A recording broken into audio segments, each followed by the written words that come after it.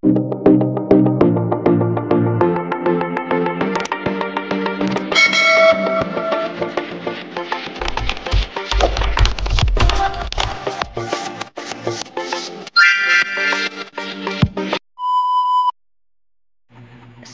ito ngayong gabi o bago ka matulog sa gabi at mababaliw siya at mababalisa siya dahil sa pag-iisip at pagmamahal nito sa iyo. Hello mga guys, kumusta kayo?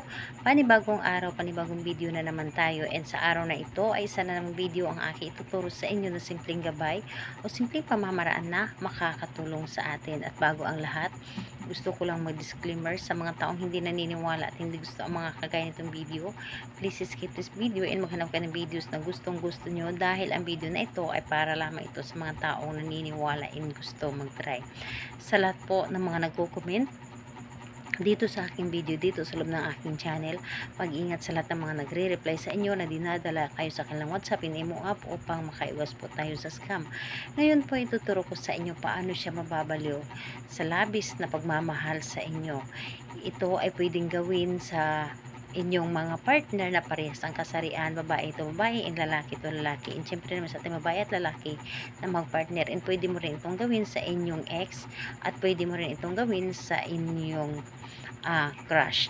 So dito po is kailangan natin dito maghanda ng ating gagamitin. Is kailangan mo lamang dito maghanda ng isang maliit na pirasong papel at panulat. Kung meron kayong pulang panulat, mas maganda na yun ang gamitin ninyo.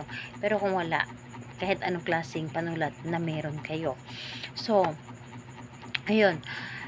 Kapag handa na yung ating gagamitin, kailangan mo lang din dito, syempre, ihanda ang inyong sarili na alam niyo sa inyong sarili na gustong gusto mo itong gawin at hindi ka nagdududa, at buo dapat ang inyong loob, tiwala at paniniwala sa paggawa dito.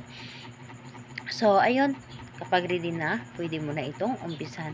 Ang gagawin mo lamang dito, sa isang pirasong papel, dito po, isulat mo dito ng isang bisis ang kanyang pangalan. So, isang bisis lamang. Isulat mo dito, at sa likod, dito mo isulat yung kanyang pangalan, at dito sa likod, isulat mo dito ang mababaliw ka at mababalisa ka sa pagmamahal sa akin. So, ayun, kapag nasulat mo na ito, inyo lamang itong bigyan ng energy. Irarab mo lamang ito dito sa inyong palad hanggang ito ay uminit. And pagkatapos nun ay iyo itong ilagay sa ilalim ng inyong higaan, sa inyong unan po.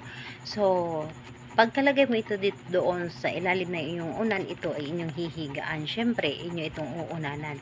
And bago kayo matulog sa gabi, hampasin mo ito ng 3 bisis, or ang unan ninyo, hampasin ninyo ng 3 bisis, at saka mo isunod na sabihin yung pangalan niya, at sabihin mo na mababaliw ka at mababalisa ka dahil sa pagmamahal sa akin. So, yun ang inyong gagawin gabi-gabi hanggat sa ito ay tumalab.